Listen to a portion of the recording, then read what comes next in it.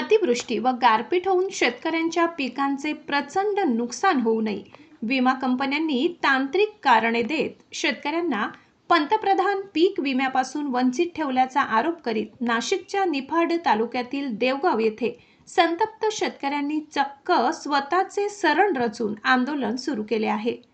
यावेळी संतप्त शेतकऱ्यांनी जोरदार घोषणाबाजी करीत पीक विमा कंपन्यांचा निषेध केला।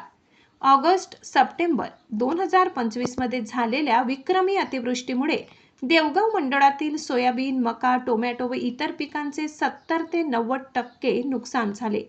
तर एप्रिल अखेरीस झालेल्या गारपिटीमुळे रब्बी हंगाम 2025-26 मधील कांदा पिकाचेही मोठ्या प्रमाणात नुकसान झाले।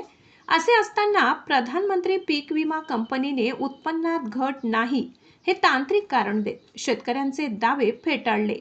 हा देवगाव मंडळातील शेतकऱ्यांवर झालेला गंभीर अन्याय आहे, त्यामुळे शेतकऱ्यांमध्ये संतापाची भावना आहे।